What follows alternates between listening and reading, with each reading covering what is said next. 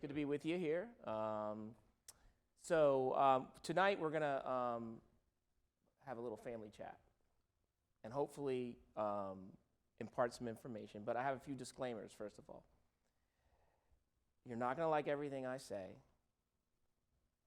but you might like some of the things I say. But what I want you to do is I want you to take a few things away that may be useful to you. So you take the things that you like and you throw away the things you don't. Okay, not personal. I'm just here to try to help. I'm going to talk a little bit about politics, which is a hot topic right now coming into the election. And we all have our proclivities and our biases and whatever, and that's fine. You can keep them. But the job here tonight is to help you at least open yourself up to some theories that may help you as you cipher through all of the news that you hear and have your own tools to kind of like come up with your own conclusions. And then go to your financial advisor and say, hey, I remember Andy said this. I think it's true, or I think it doesn't, and you work it through, okay? So I'm here to facilitate that. I think this works. This is what we're doing here, right? We're doing a little disclaimer action, more disclaimers, just so you don't sue us. And then here we go, got more. It's a lot. It's a political discussion. You need as much legal protection as possible. All right, there you go. Washington Update, the state of politics and policy. All right, so we got our own disclaimers at Invesco. That's great. There you go. U.S. political environment. So the reason I start off that way is because this is a great country, but it's not a great country because we all agree. It's not a great country because we come up from the same views. It's a great country because you grind through the gears of the debate. And when you do that, you actually end up with something good. So I'm going to start with a slide. It's going to make some of you happy, some of you sad, some of you mad. And you're like, there it is. Oh, politics trumps policy. When you look at that, how many people get happy? How many are upset by that? If that's a true statement, whether you believe it or not, how many people are upset by that? Okay, how many people are happy about that? Okay, here's the deal. A lot of people you like that comment when politics is going in your direction and the policies that you want are being enacted. But a lot of times when something else is being done, you're like, wait, I have the answer. Why isn't it being done? And what I tell people is you can have the best policy solution in the world, but unless you make it good politics, it's not going to happen. Because last time I checked, we're in a democracy, or some people say a democratic republic, okay? And so the people have a voice.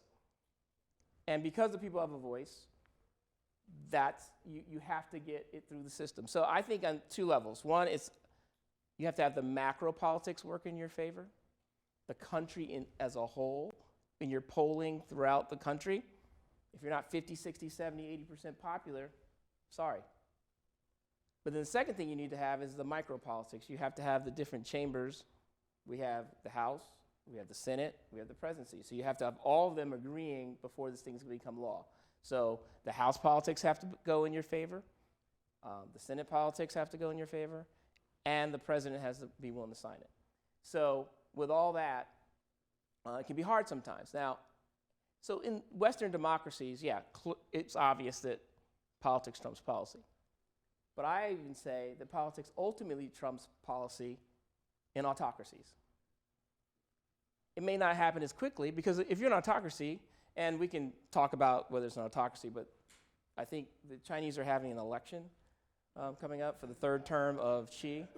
Yeah, so, but look, it looked like he was a genius to some prognosticators, or people like, oh, I wish we could do what China did when they had this zero COVID policy, zero tolerance. That policy is not looking very good right now because they haven't gone through all the phases of COVID. And so now, anytime there's an outbreak, they shut everything down because they're afraid they don't have good vaccines. They don't, people haven't had it throughout the country. So they're really at risk. And so they have to, that shuts down their economy to this day. So it looked great at the beginning, but they didn't go through the debate we went through about how we should do it. You know, some people are like, well, just listen to this, just listen to this. No, I mean, we had to come to we went one way, we reversed, I think we ended up in a place where now we're in a pretty good place, COVID vis-a-vis a lot of other countries. You look at Russia. So Putin, autocrat, right? Clearly in control of that country. If you don't agree with him, you get thrown out of windows. I mean, it's pretty bad over there. Not very willing to shut things down, but like I said, politics trumps policy. He starts losing the war with Ukraine. He's not successful. He conscripts 300,000 men, and you have I think up to close to 1 million have left the country. And he's got hardliners coming after him all over the country. So now he's for the first time, we're like, wait, is this regime at risk? So my point is that whether you're an autocracy or democracy, ultimately politics does count tremendously. So let's review the bidding here with President Biden. So a couple times. So the first thing is politics trumps policy. Test out that theory as you go. But right here we've got, this is what I call the honeymoon, just elected, 56 to 35, 21 points. That's what I call political capital, all right? He's how far he is above the water as far as approval versus disapproval. And he had political capital for quite some time. Around March, April, he did his COVID-19 relief, which was, I think, 1.9 trillion. We'll talk about that in a second. But he was able to get that passed, and I think around June, July, right here, I think he negotiated the bipartisan infrastructure bill for the Senate. It passed the Senate, didn't pass the House. That's a whole other issue. So he was doing pretty well. Does anyone know what happened right here? Did anyone hear what he said? Afghanistan, okay? Pretty on top of it. My theory of the case is that Afghanistan changed the game. Now, if you think back to why President Biden was elected, and I'm going to go into this a little bit later, but the short of it is, if you thought that COVID-19 was an existential threat, you voted for Biden. If you didn't think it was an existential threat, economy was most important, you voted for Trump. That's the short take. But it was part of the thing where you're thinking, okay, Biden's the one who can execute. He's experienced, he's going to execute, he's going to do this. Well, this took away him being an executive, actually, because no matter what you think about Afghanistan, 75% of the American people want to get out. No one's happy with how we got out. We were embarrassed, we were on the run, we left our allies and people who helped us behind, and we had to send Marines back in to get the rest of the Americans out, and we lost 13 more Marines at the end. So there's no one who's defending that. So, but I think it was a black eye for Biden, and my theory of the case is that this is the reason he's underwater to this day, and why I think he's going to recover, but he's never going to recover to the level he did before. On any of his approvals. And I liken it to the Iraq War. Everyone remember the Iraq War? Remember up until 2005 or so, it was very popular. I mean, not popular, but it was above water. More people were behind President Bush. Do you remember what happened around 2005 when it reversed? Who said that? Who said Katrina? Genius, close. That was part of it. But Katrina. And you're like, Katrina, Iraq, what do they have to do with each other? Well, actually, so you had these stops and starts in Iraq, success and failures, whatever, but people were sticking with it. And then we're like, wait, this is my backyard. These are my fellow Americans. We can't take those people even here at home. And people are like, that was a failure to execute. And people then took a second look at Iraq and they're like, wait a second. And I think that started the downturn, and then Guantanamo nailed it, and then people looked at why we went in the whole time. But what I call, what did you say? Abu Ghraib, yeah, thank you. And then, so from that perspective, what I'm thinking is, okay, still, I kind of pieced it together for you, but what does one have to do there? I call that political leakage. Okay, that's another term, political leakage, where one thing impacts your view on a whole host of other things that really actually technically don't have anything to do with the other, okay? And so I believe if you look at this, I think there's political leakage from Afghanistan, which affects his overall rating and then ultimately affects how he's viewed on other things. So this is his low water mark It's around July. What do you think was going on in July that was at its height as far as people's minds? Thank you. What's your name? Bill. That's all you need. No one's going to know who you are. You're not on camera. You're good. You're safe. No, gasoline prices were its height. And I have another chart. We'll talk about that in a second. But right before that, we had his high water mark here. That's when he wrapped himself in the Ukrainian-American flag, bringing together NATO allies, and we were sort of close, right? But then the economy, inflation, gas prices, food prices, all that, and it's waned recently, but that's exactly right. All right, let's go over here. Let's go to the economy. All right. There you go. Same time period. I'm sorry. Was the economy horrible? Did it sink in the summer? No. That's that political leakage I talked about. Afghanistan lost confidence in his leadership. There was a little bit of Delta variant, but it really wasn't that much.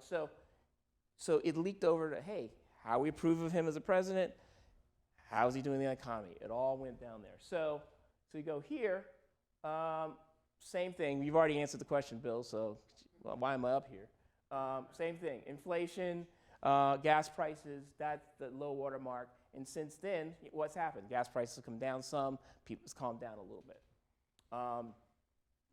Coronavirus is a little more complicated, but it's the same thing. So this is what he was hired to do. So this is the highest rating to start, 63, 29, so it's like 34% political capital, really high.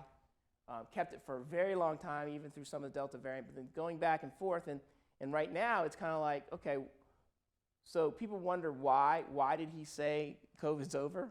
It's because of this. Because people are done. Whether it's done or not, people mentally are fatigued and done and moving on. And so politically, he's like, okay, I gotta give people, I can't do that anymore. So, all right, what's going on? Outbreak of bipartisanship. So I released a client piece. We can share it at some point. About outbreak of bipartisanship. So what you've had is you had your first gun safety legislation passed in generation early this summer. You had veterans care passed on a bipartisan basis. You had the CHIPS Act, semiconductor industry passed. And then on a partisan basis, you had the new version of Build Back Better, energy, environment, prescription drug relief.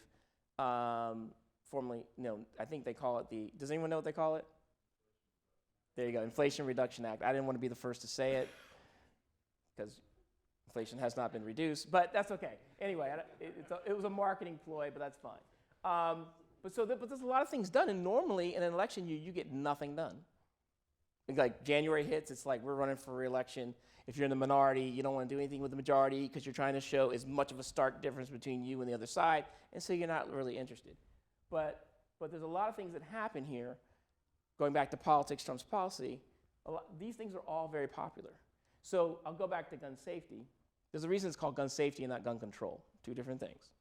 All right, gun control, not necessarily what's going to happen. Gun safety, you just had Uvalde, you had Buffalo, you had all these shootings, and people were like, hey, we need to do something, and there's a pent-up demand. And like some of the polling for some of the provisions were like 80, 90%. So it's like, it's a lot of pressure. So I think the Republicans were like, hey, we got to give them something, right? And so they negotiated some things that people were jointly agreed on. With mental health money, and some more following of what actually happens with some of the guns, but not necessarily absolute gun control. Veterans care, this is about the burn pits and the veterans who've been in front of that, and you had, I think, Jon Stewart out there making a big deal about it, and so it was really hard to resist that politically.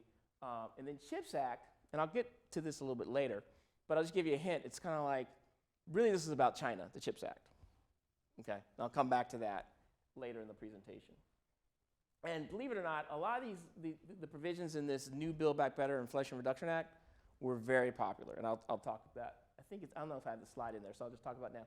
Like individually, do you want to reduce prescription drug prices? Do you want to do that? Do you want to? When you put them together, it becomes less popular. All right, when it's partisan, it becomes even less popular. And then going forward, they're going to reauthorize existing programs, fund the government. They didn't shut the government down last week. Retirement savings reform is something that's coming along. So they did this thing called Secure Act 1.0 a few years ago. Now they're doing Secure Act 2.0. And essentially, it's a number of provisions that are helping incentivize small businesses to offer retirement plans and different IRAs to their employees so they can start saving early on. But then another side of it is doing something they did, I think, in Secure 1.0, where they increased the age for the RMDs, the required minimum distribution. They're going to increase it again. They just don't do it for some time. They also have, of interest to you will be, and by the way, this will pass. It's just a matter of, it's going to pass after the election, probably in the lame duck Congress. I think if you're from the age of 60 to 63 for a 4-year period, so you know how now when you're 50, I think you get an extra 5,000 catch up a year. Well, between 60 and 63, you get 10,000 catch up. And if you have an IRA, I think it's like an extra 1,000, and it's I think it's indexed. So there's a few things from there, but that'll pass. And then Electoral Count Reform Act, that is bipartisan. McConnell just said he was for it. The Senate Majority Leader for the Republicans. And that's thing. So I don't know if you remember the tweet that Trump did on McConnell saying he's a horrible. It was right after he said he's for the Electoral Count Act. Protect same-sex marriage. I've got it in italics because there was talk of it being a bipartisan thing. I don't think they're going to get over the hill. I think they've got about 40. They don't have enough. They don't have enough. But there was a thought that they could get that. They'll still do judicial and executive branch nominees. And the increase in the debt ceiling, it's pushed off till third quarter next year, so you don't have to deal with that. So that's kind of what's going on.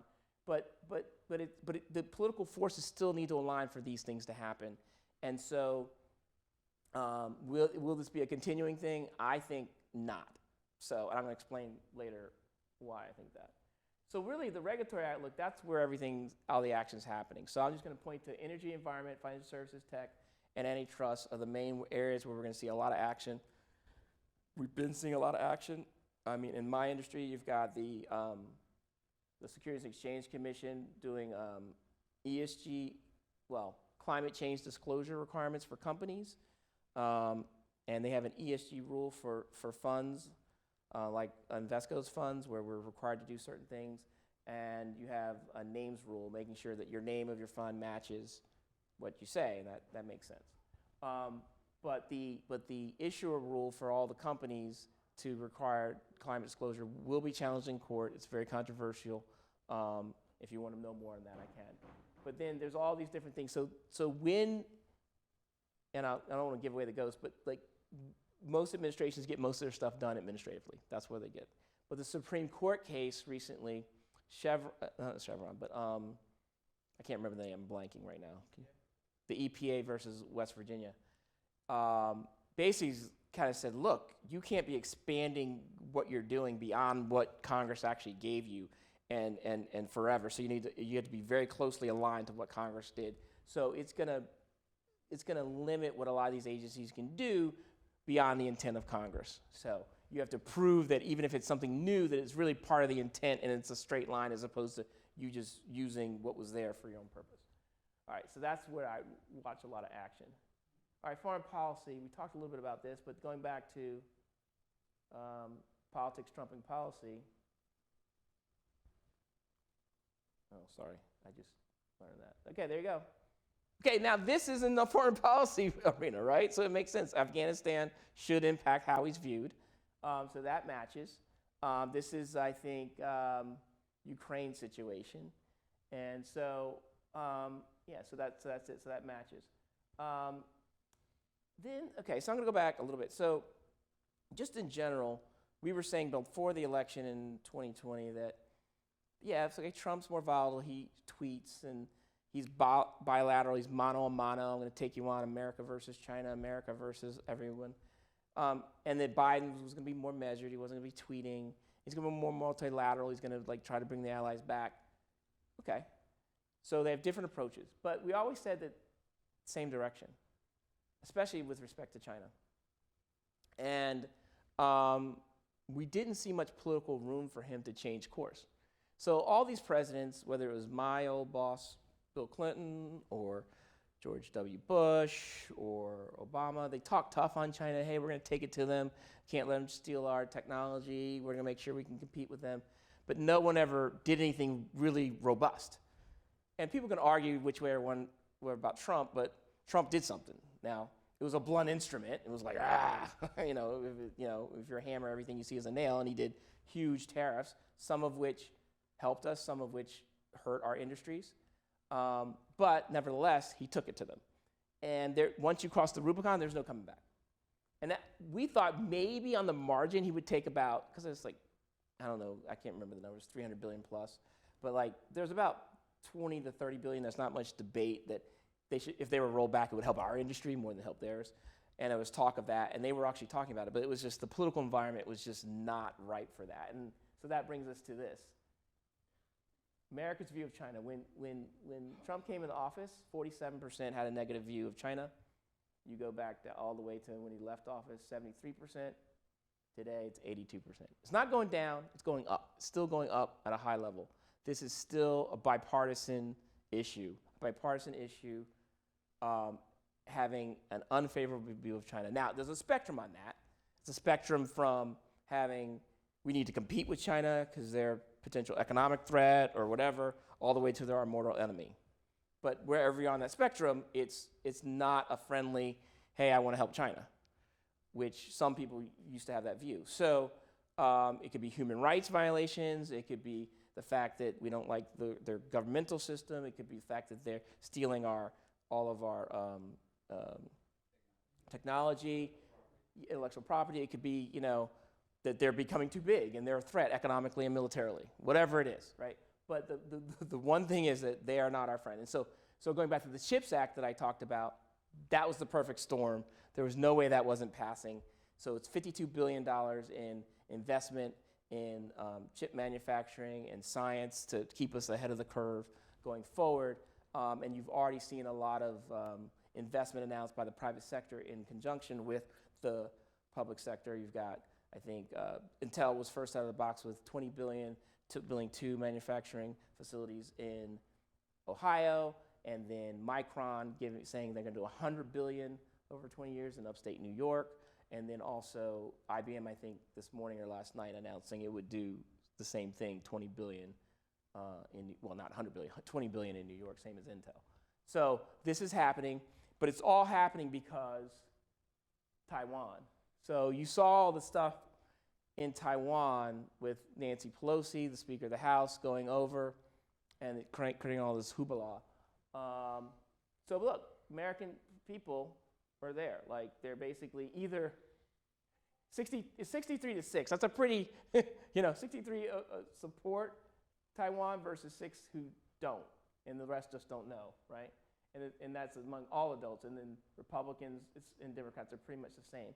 So now, that's just, we just generally support them. The behind the scenes issue with Taiwan is about semiconductors. They're the preeminent manufacturers of semiconductors. And so what we're trying to bring is some of that technology. So the technology for semiconductors is in the US, it's in Taiwan for manufacturing, in the Netherlands. Those are the 3 main places it is. And so Netherlands is an ally. Taiwan's an ally, but Taiwan's right next to China, and they're always threatening to take over China. So yes, we are. So when President Biden changes U.S. policy every 3 months and says, yes, we will defend Taiwan, okay, and then his staff aides come back and say, oh, well, our policy is this. But he's the president, so if he says it like 4 times, he's changed policy. And for now, our policy is we will defend Taiwan. And sure, we're doing it because they're a fellow democracy and we're simpatico with them, but it's semiconductors, okay? Let's be real, okay?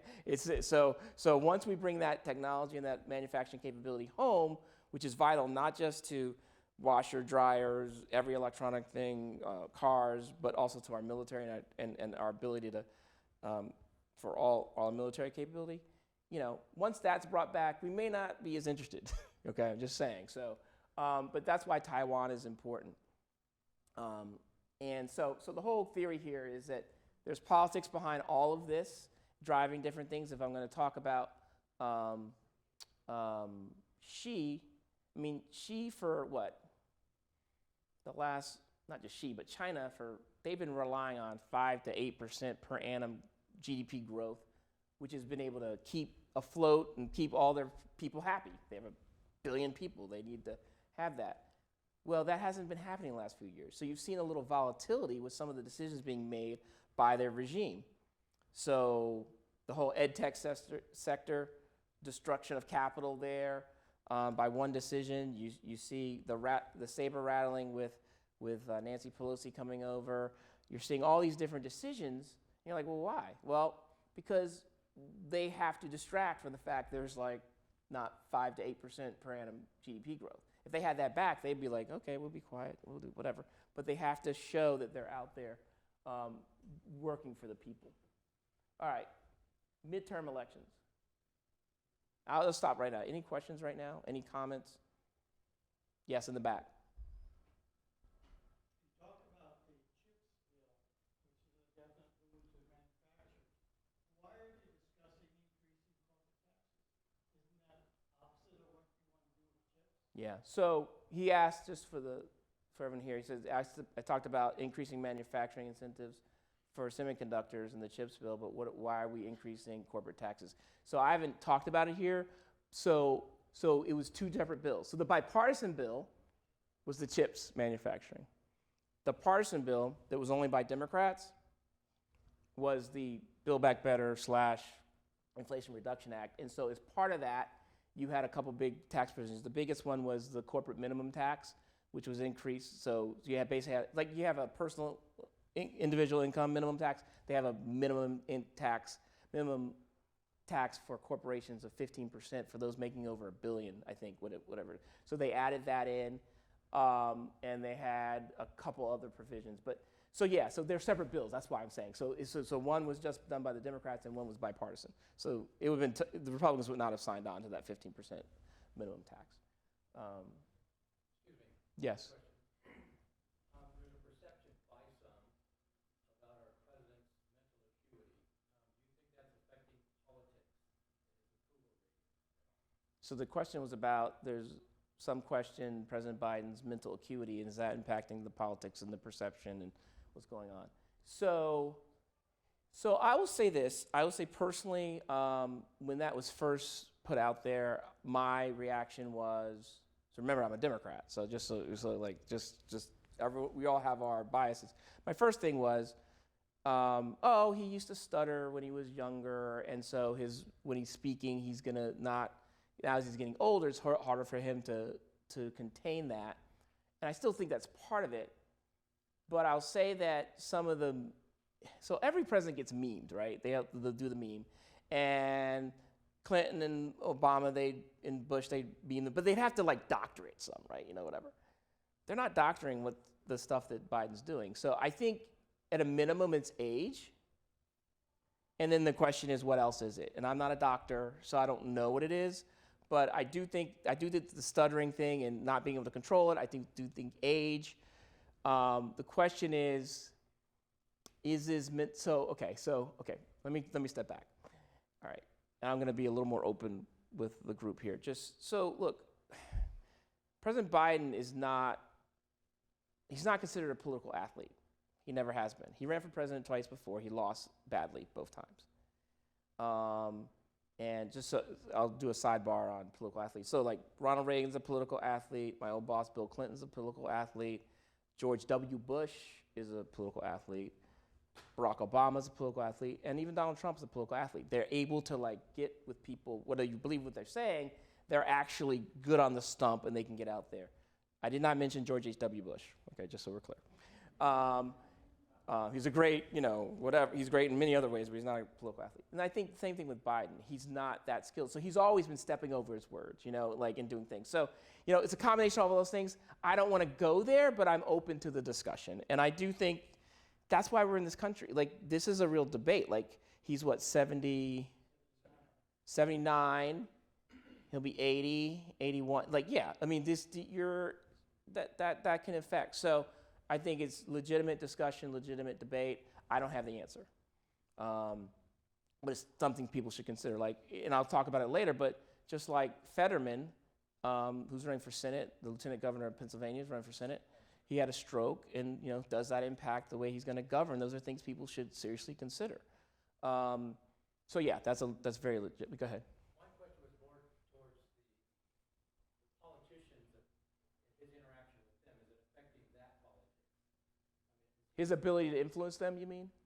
He's saying how's his mental state or how he's doing impacting how he's able to influence. Look, I mean, it's not just the macro in front of a TV how you interact, but it's the interpersonal that counts. And so, to the extent, first of all, with his own party or with the other party, their confidence in his ability to lead, yeah, that could with some. And I think it probably impacts, especially for those who have their own ambitions, how they're positioning themselves, right?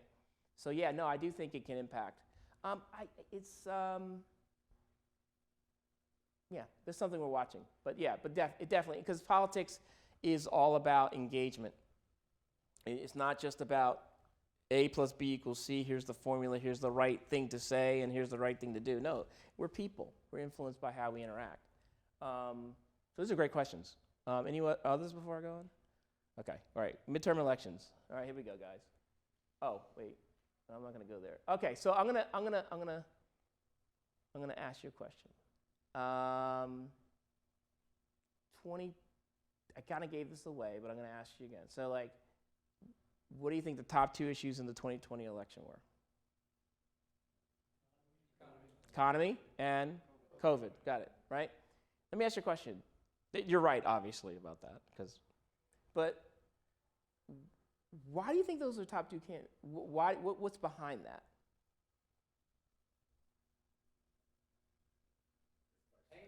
Sorry, go ahead. It affects the common person the most, but how does it affect them? Why would they be so important?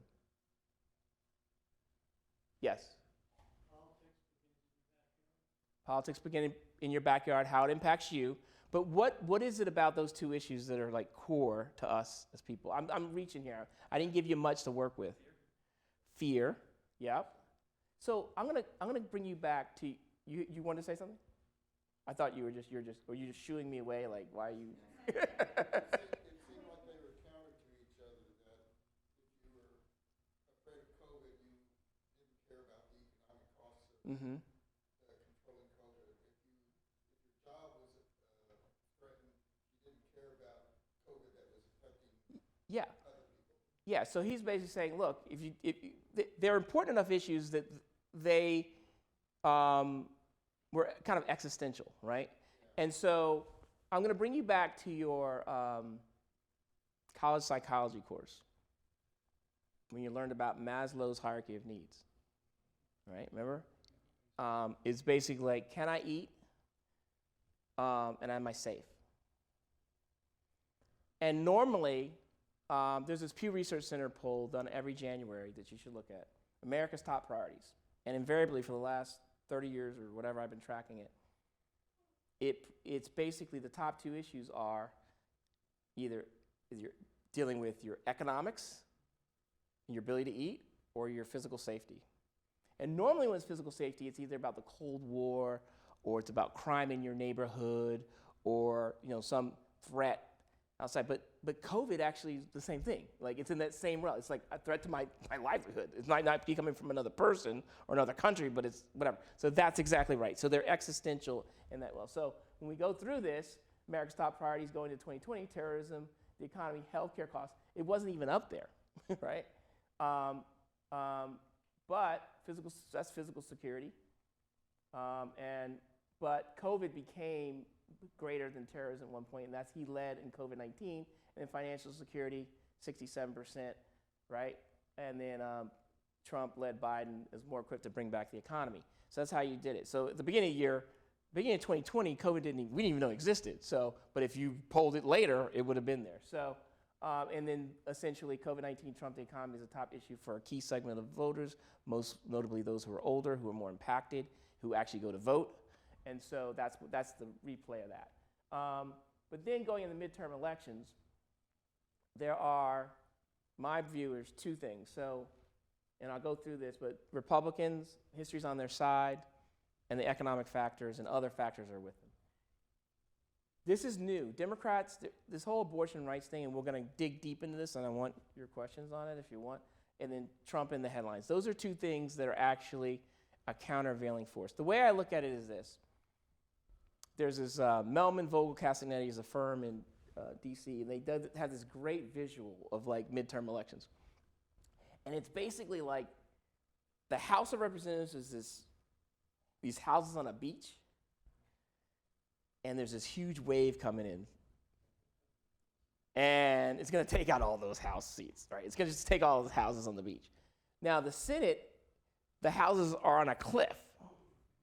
And so the wave has to be really big to get there, and that's why candidates matter and what's going on in each state matters in the Senate, more so than in the House, because in the House it's just like, it's coming, right? And so let's go through this. So history on their side, right? My theory of the case is that we are a very rebellious people. We started as rebels, okay? We rebelled against the King George, right? And we've been doing it ever since. And that's why we create our government. Our government's like checks and balances, right? It's the executive branch, the judicial, the legislative, and then even within the legislative, we're like, okay, we need to have the House and the Senate, right? So, and invariably what we do is, every 2 years we're like, especially if we give any one party all the power, like, okay, that's enough, we're done with that. We can't have that.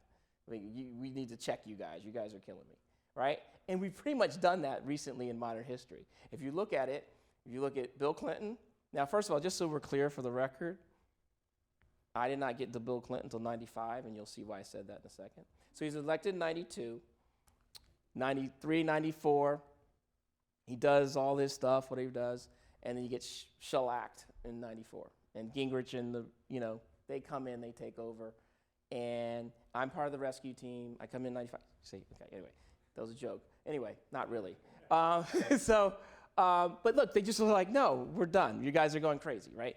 You look at Bush. The Bush was a little different because he had 9/11, which kind of buffeted him a little bit, but still, it eventually happened in 2006. In that midterm, he lost the House. And then with Obama, he got elected in 2008, 2010. Tea Party comes in and says, nope. Then Trump comes in 2016, 2018, wave the other way. So it's happening. So it's gonna happen, okay? And it's gonna happen for a number of reasons. But anyway, history's on the side, and I'll show you this. So basically, for the last 30 years, the president's approval rate is below 50%. President's party less an average of 47 seats in the House and 4 to 5 in the Senate, okay? And so the Republicans aren't gonna win 47 seats in the House, partly because, and the reason is because in 2020, they actually won seats. When President Biden won, but like he lost seats in the House. That's partly because Trump was on the ballot and he drove a lot of voters there, but then the Republican candidates got more votes than Trump did, if you look at it. So basically, they got all Trump's votes, but then they got more votes than that. And so, because there were some people who were split ticket, they were like voting for Trump, they were voting for the congressional candidate, but voting for Biden because of COVID, right? So there was a little bit of split voting there. But anyway, so the majority is only 4 seats. Yeah, what you got? Okay, he's telling me 5 minutes. Okay, good. I'm 15. Okay, I'll slow this. I'll shut this down in a second. 15 with no Q&A. Okay, we want Q&A, so I'll make this quick. So my point is 4 seats. The math, dude. Even if it's 10 seats, they win. It's not happening. Okay, so no matter what the wave, this and that, doesn't matter. The House is gone. The question is the Senate. So I'm gonna have to go through all this, but this is the whole Maslow's hierarchy of needs. You can see the top. This is back from June. Can I eat? Economy, inflation, gas prices, and am I safe? Gun violence and crime. Right? It's the same thing. Fentanyl just went to number 1 today. Fentanyl. What happened with fentanyl today? Went to number 1 today. Okay. Very volatile, right? Very volatile. All right. So Biden's approval rating, same thing. He's underwater. He's recovered a little bit. Wrong track, right track. This is real clear politics, so it doesn't wave as much as it's an average of all the polls. So look, that's all going against Democrats, right? On the favoring Democrats, abortion. So, like, I was very hesitant. I was like, okay, I know Roe v. Wade is going to impact people's views, but we got to see some proof in the pudding here, right? So Kansas happened. There was a referendum, basically, on voters struck down a constitutional amendment to remove the right to abortion. It's a very red state, so there's no way you can have that vote without Republicans and independents joining Democrats. So that happened. The question is, okay, there's no one-to-one relationship. Just because it's one issue, they're not going to now vote for Democrats or Republican. But then we saw in New York, in a very contested seat, the Democratic candidate basically ran predominantly on abortion rights and didn't win by a large margin, but he won. So I was like, okay, these are two case studies where this seems like. But the thing that I'm really watching, and I don't have a slide on it, you have a lot of Republican candidates who have been no exception, life of the mother, rape, and incest, who have now scrubbed their websites and are no longer saying that. So in politics, to me, if they're running from the issue, that means it actually is an issue. It's not just people making it up. So the question is, how many seats are there? So my thinking is that this will be an issue. It's not going to prevent Republicans from taking the House, but I think it could lessen the margin by which they win it, because in these swing districts, I think there's a hidden group of people that now that Roe v. Wade's been reversed, like when Roe v. Wade was in place, all the momentum and energy was with people who were offended by that, the fact that abortion was there. Now that it's been that Roe v. Wade's not the law of the land, all the energy is with those who feel offended by the fact that they don't have this right they had for 50 years. So that's, I think we cannot underestimate that. And then these are the states where there's going to be abortion on the ballot. So Michigan, Pennsylvania, that'll impact. Those are some key Senate seats in Nevada as well. I think the Nevada one might not have been approved. I just talked to one of the senators today, and that's what they told me. So anyway, the other thing is Trump in the news. Now, I don't think this is as big as abortion, but I think it's big. It's been big through the summer. The question is it big in the fall, right? And forget, okay, he's under an investigation. I don't want to go through all these, but he's got multiple investigations. He's endorsed some suboptimal candidates. We can go through that in a second. But he's on the campaign trail. When he's on the campaign trail, he's ginning up anti-Trump people who are like upset at him, but he's not on the ballot. And this is my question. Can he drive voters out when he's not on the ballot? Because here's the thing. So the reason people win in an off-year election is because you're only going against the guy in power, the president. We want to send a message to the president. So if it's a referendum on Biden, Democrats lose the Senate, House, no question. But the more Trump puts himself in the news, people look at it as a choice between Trump and Biden again. And last time, even though it might not happen again, but last time Biden beat Trump. So it's just, you don't want to do the juxtaposition of a choice. You want to just say, hey, let's go after Biden. So anyway, that's just my political thing. So this is NBC, but this just shows the people are getting more motivated. I think it's mostly because of abortion, where more Democrats are wanting to go out. I think this is going to tick up as we get close to the election, and I'm not sure where this goes. But mostly the party out of power has a surge and goes back and gets more energized as it goes closer to election day, historically. This is the chart that people were talking about. This is the gas prices are almost directly inversely proportional, correlated to Biden's approval rating. And so with the OPEC announcement, that even though they're not reducing production until November, it's already in the pricing. And the question is, how fast does it go to the gas pump? So it's already up back to $95 a barrel. And the question is, so the prediction is like maybe 15, 30 cents in the next month, you'll see. So that's definitely not in Biden or the Democrats' favor. And then this is the latest poll. This is September. So overall, you got inflation, 30%. They didn't ask the question on economy, just put it all together. Abortion, 22%, healthcare, 13%. That's interesting to see how that flows. January 6th hearing, 9%, immigration. But you can see it's not these numbers that I'm looking at, it's these numbers. So this shows, okay, inflation, motivating for Republicans. That means that's going to push them to the polls, right? And independents, okay? So that's huge. Then abortion is pretty much a Democrat thing and a little bit of an independent thing, but this is overwhelming, right? Healthcare, I'm just not sure what this is. I'm not if it's the Medicare thing that's been provided or the prescription drug. but it's not as big. But then January 6th here, pretty much Democrats. It's just motivating them. And then immigration's motivating Republicans, and that's going to be a bigger story over time. Guns, these aren't as big right now.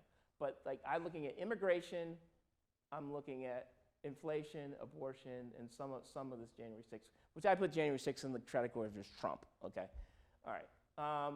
Key Senate races. We'll go through some of these real quickly. Okay, Ohio. So I've got this. These are all real clear politics averages. 48, 44 in August, down to 45, kind of even.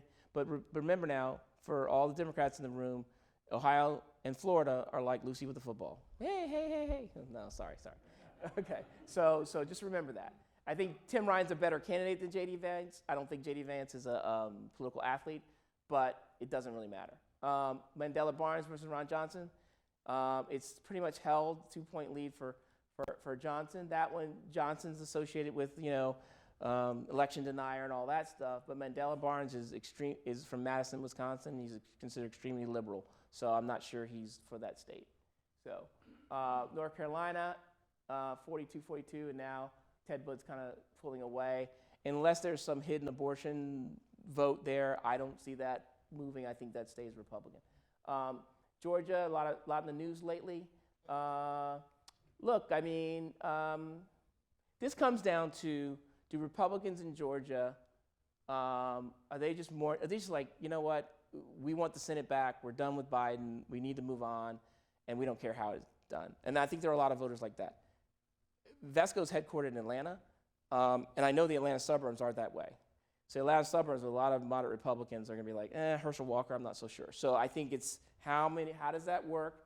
And it's also how many African-American votes does Herschel Walker bring? And he has 100% name ID, and he gave a national championship in 1980. So that's just the way the world works.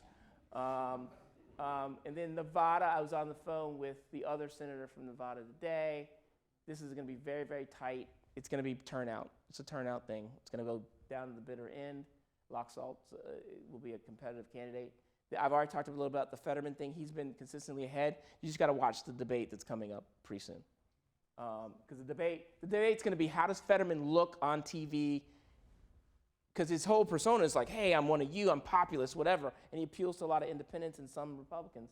But can he do that? We'll see. Arizona, Mark Kelly, former astronaut, Blake Masters. Blake Masters is one of the guys who was stripping his website of all this stuff on abortion because he was like, no exceptions. We'll see how that goes. And then Michael Bennett, he's way ahead, but Joe O'Dea is the candidate. He wasn't the Trump candidate. He was the candidate that the establishment wanted, so he possibly has the ability to do that. And then lastly, McConnell says, probably greater likelihood that the House flips in the Senate. Senate races are just different. Their statewide candidate quality has a lot to do with outcome. That was a shot at Trump, but whatever. Anyway, questions? There's a lot to go through there, but I wanted to get you guys a chance to do questions. Oh, yeah, yes. So when I was like 14, 15, Democrat, and I am still a Democrat, this is where I'm coming from, but it's because of civil rights and voting rights, and I was very happy when those passed. So now roll forward into the 2000s, and I guess around 2012 is when the first Supreme Court ruling started to turn back some of the voting rights issues, and that's continued. I guess and then, but if you'd asked me if I was worried about our democracy surviving, I would have said, of course I'm not worried about that. Mm-hmm. But now I'm really concerned about it. The Republican Party I don't recognize anymore, and the rule of law seems to be in question.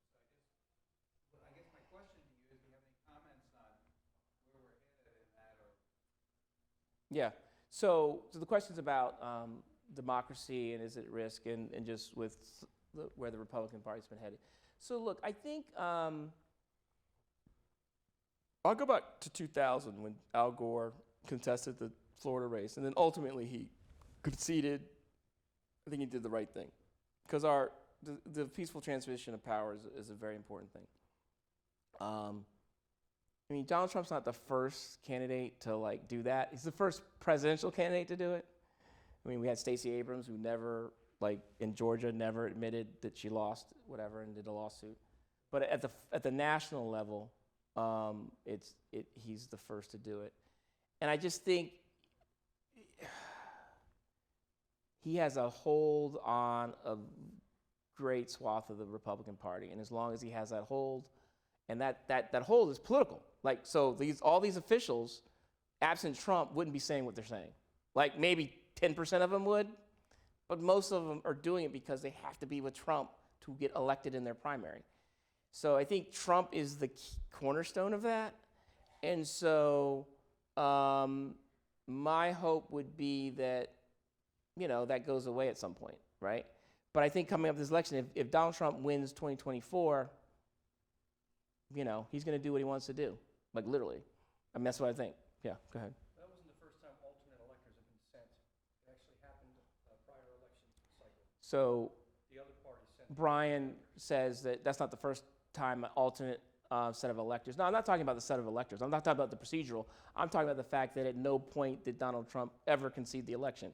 That just like normally, just as a matter of course, just to bring the country back after election, that you would do that. So it's not about the technicalities of it.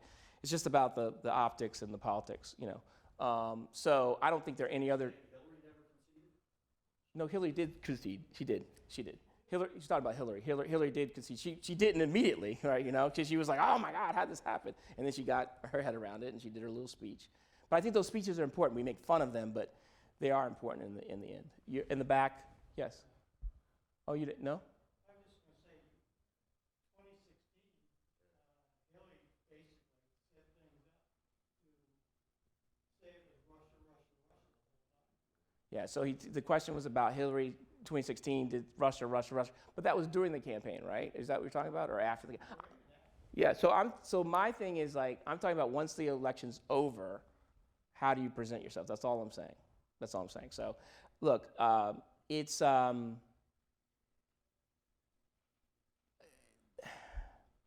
was surprised. I knew that Trump was going to contest. I knew he was going to go all the way to December 15th whenever the safe harbor for the Electoral College. And I thought after that he wouldn't. So I was surprised by that. Look, I think this is we're a great country. We're going to get through it. We have fears on both sides. We have fears that the liberals are going to destroy the country. We have fears the conservatives will destroy the country. We haven't done it yet, okay? And I've been roadkill for some time in my life. I used to work for a member of Congress from Texas. He said, what do you call an armadillo in the middle of the road? Roadkill. And that's where you are in the political middle. And whatever you think of Clinton, I got Democrats who don't think I'm a real Democrat because I'm not liberal enough. I got Republicans who hate me just because I'm a Democrat.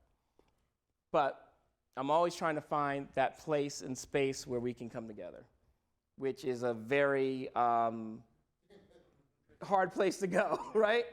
But I think but we've proven it. Like that outbreak of bipartisanship, politics ultimately came together and we got some things done.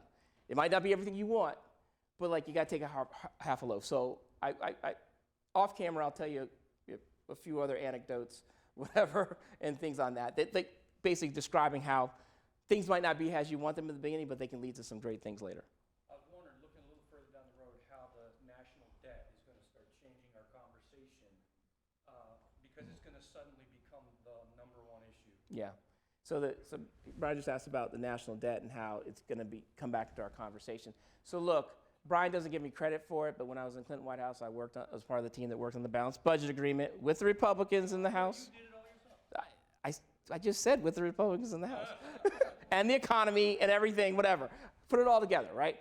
So part of the reason we did it was because we saw that there was a crowding out of private investment by the public debt. All was going towards that. Well, because of the low interest rates we've had for some time, that wasn't happening anymore. So people are like, we don't need that anymore. We can have higher debt. And both Republicans and Democrats, I used to work for Senator Phil Gramm when I worked at UBS, the Swiss bank, and I got him to admit, I said, come on, guys, you guys spent too. He's like, yeah, we did. Okay, anyway. The point is that it is going to be a problem. It's already, think about your personal finances. It's already a problem. I don't know about you, but like I've got 2 kids in school, college, and one just graduated. I've got one loan from him, and I've got just started my daughter. I've got a couple, and like I just had a variable rate. Oops. Okay, so that's changing my decision making. I got to pay some of those off. I was gonna like just roll the 1-2% thing. Now I'm like, I'm going to pay that off, right? So same thing with us. And so when we do our debt, the service on our national debt, we fund it with short-term treasuries. We don't do long-term. So so the service on the debt is going to increase incredibly, and it's going to impact our decision to do things. So yes, it will become it will be, as long as interest rates are high, it's going to be an issue. Interest rates low, it won't be. So yes, right there, sir. But if you have inflation, 20 years from now, a debt of a deficit of $1 trillion will be very low. So you talked about if you have inflation. So you're paying off today's debt with inflated dollars 20 years from I have to do the math on that. I'm just trying to calculate that out. I think, but the problem is the existing debt is growing at a high rate because the interest rates are high too with it. So yeah, you're using inflated dollars, but it's also moving up. So anyway. LBJ was, his budget was $100 billion. And that made big news. Now we have $1 trillion deficit. So Yeah. Exactly. if you have a $1 trillion deficit now, 20 years from now, that's going to be looking like nothing. I hear you. If it stays 1 trillion, Yeah. the balance, it always grows. Yeah. No. Well, good. Yeah, that's the issue. Well, guys, I'm going to work out my math with my friend, but for the rest of you, thank you for your time. I really appreciate it.